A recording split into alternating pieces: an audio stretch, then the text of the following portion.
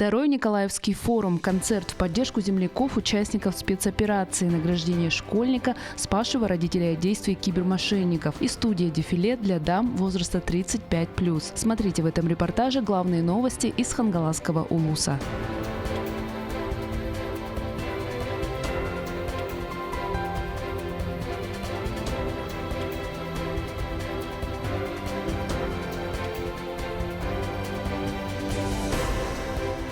В селе Чапаево прошел второй республиканский Николаевский форум, посвященный памяти первого президента Якутии Михаила Николаева. В этом году форум сосредоточился на укреплении традиционных ценностей и развитии гражданской ответственности среди якутской молодежи. Форум, как и в прошлом году, проходил на базе Николаев-центра. Его программа была рассчитана на 4 дня. В день прибытия участников состоялись возложение цветов к могиле первого президента и установочная сессия на тему «Роль молодых лидеров Якутии в формировании траектории будущего, патриотизм и просвещение» с участием зампреда Госсобрания Илтумен Афанасия Владимирова. Нынче в форуме принимали участие порядка 70 молодых людей. В этом году в действительности приехали те участники, которые обладают более глубокой экспертностью в самых разных сферах нашей жизни. Представительство районов у нас все так же на высоком уровне, 26 районов у нас было заявлено. И, наверное, что в этом году для нас особенно важно и ценно, это привлечение тех экспертов, которые являются большими специалистами в своих узких профилях по таким темам, как финансовая грамотность, культурная грамотность, медиаграмотность и правовая грамотность.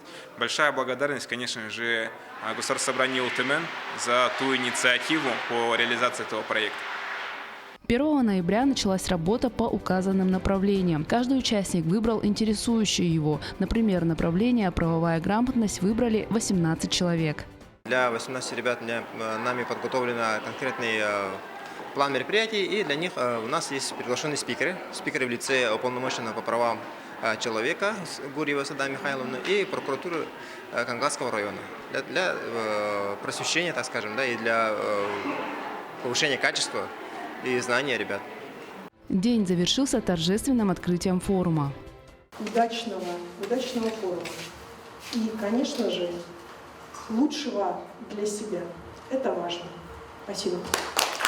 Этот форум дает именно нам, молодым специалистам, возможность для саморазвития, возможность даже просто знакомства с другими людьми, возможность самореализации и именно, опять же, повторюсь, повышение уровня компетенции.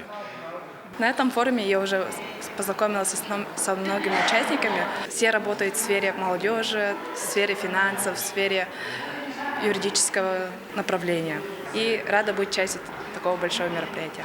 Форум длился до 4 ноября включительно. В последний день по итогам защиты лучшими были отобраны 2 проекта. Первый проект национального молодежного диктанта на знание культуры и истории народов Якутии «Сырдат». Второй проект – создание площадки для трудоустройства подростков «Труд-14».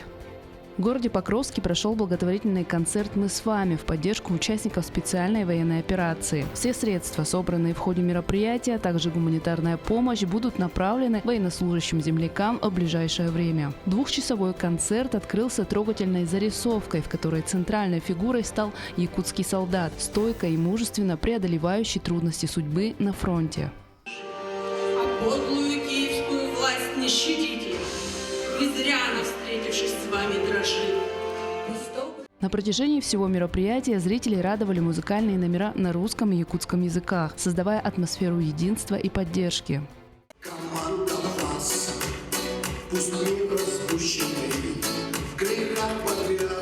В фойе культурного центра была организована акция по сбору гуманитарной помощи, где каждый желающий мог принести необходимые для солдат вещи – влажные салфетки, медикаменты, стельки и теплые носки. В конце ноября делегация из Хангаласского улуса собирается в зону проведения специальной военной операции. Там будут организованы встречи именно с нашими земляками. Поэтому сбор мы ориентировочно до 15 ноября объявили, чтобы, когда наша делегация там прибудет, и наш груз, соответственно, тоже прибыл вместе. Сегодня соберут, это все будет, ноября. да. Одним из ярких моментов концерта стал совместный музыкальный номер работника Центра культуры СРГТ Андриана Егорова с участником спецоперации. Партия последнего была записана на передовой. Вместе они спели песню «Эргилли» из репертуара певца Павла Семенова.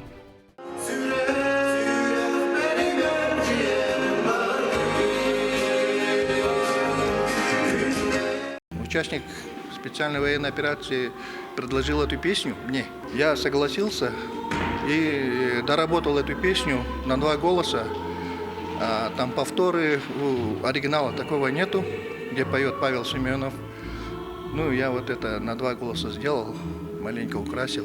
Его сняли там, после боя он вышел, значит, и по-быстрому он себя, его сняли, и вот получился вот дуэт такой.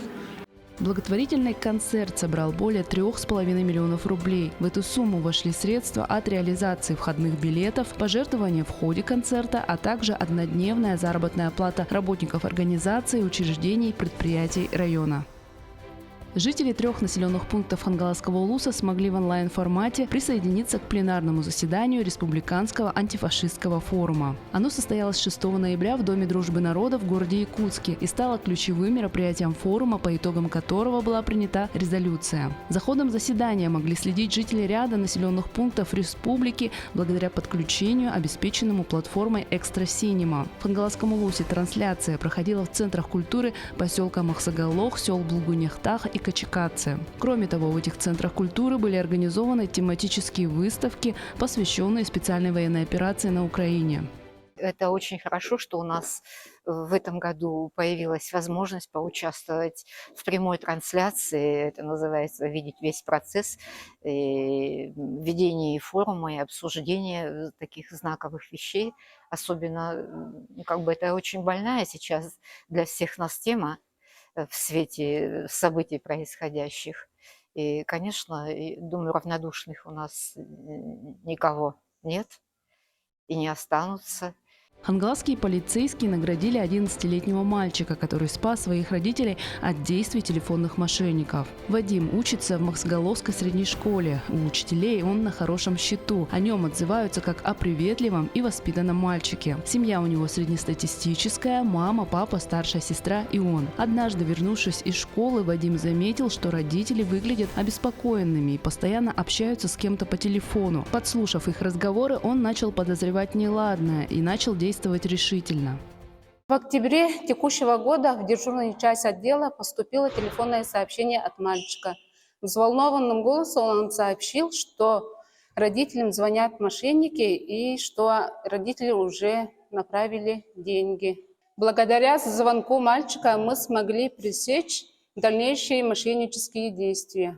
Как выяснилось, киберпреступники представились родителям Вадима операторами сотовой связи и затем попытались убедить в том, что их личный кабинет в приложении госуслуги взломан. Стоит отметить изощренность телефонных мошенников, которые действовали по сложному сценарию, но бдительность мальчика не позволила довести их аферу до конца. У меня сработал инстинкт самосохранения. Я вышел в пристрой и позвонил в полицию. Отдел МВД по Хангаласскому району решил поощрить мальчика за активную гражданскую позицию и вручил ему благодарственное письмо и наушники. Смелый поступок мальчика демонстрирует, что каждый из нас может внести свой вклад в борьбу с киберпреступностью. Важно, чтобы граждане и полиция работали вместе, противостоя современным угрозам. Быть бдительными и ответственными в цифровом мире – это задача каждого из нас. В городе Покровске распахнула свои двери студия «Дефиле» для женщин возраста 35+. Здесь прекрасной половине человечества помогают уверенно чувствовать себя как на сцене, так и в жизни, развивая в них грацию, изящность и плавность движений. В мире моды сегодня наблюдается удивительная тенденция. Стандарты красоты расширяются, и подиум становится доступным для женщин любой комплекции и возраста. Вот и в городе Покровске уже месяц действует студия «Дефиле», где дамы старше 35 лет учатся искусству красивой походки. Студия носит имя своей основательницы Надежды Алексеевой, которая сама 5 лет занималась в студии красоты и женственности Ситакаря в городе Якутске. Мы только недавно, месяц только мы занимаемся. проходку, мы учимся держать осанку, как красиво ставить ногу, ну, как ходить красиво на каблуках. Делаем разминки всякие, упражнения. Вот начали позы какие вот делать, как руки, куда девать руки, куда смотреть, как поворот головы. Вот. Ну, всему потихоньку будем учиться. Занятия проходят 2 раза в неделю с 8 часов вечера. Записаны 25 женщин, из которых регулярно посещают около 18. Главный атрибут занятий – элегантные каблуки. Был опыт у меня занятий другими видами спорта. Ну, было, что я йогой пробовала заниматься, да, а вот именно в дефиле я получила очень такой интересный, необычный заряд энергии, которого нет нигде в никаких видах спорта. Оно более женственное, оно очень такое нежное, но в то же время очень прям раскрывает женщину вот именно изнутри, именно ее женственность. И вот кажется, вот огонь такой прям просыпается, и очень приятно заниматься именно дефиле. Студию посещают женщины различных профессий. Кто-то работает учителем, кто-то врачом, швеей, а кто-то посвящает себя домашнему уюту.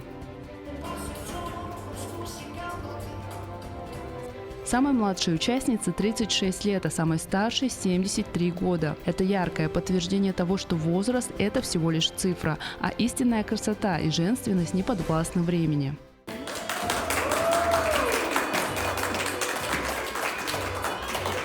Мне 73 года, я бабушка, прабабушка. Ходить на каблуках – это для меня привычно. Я хочу, чтобы вот девушки ходили молодые, женщины. Это дает грацию, красоту.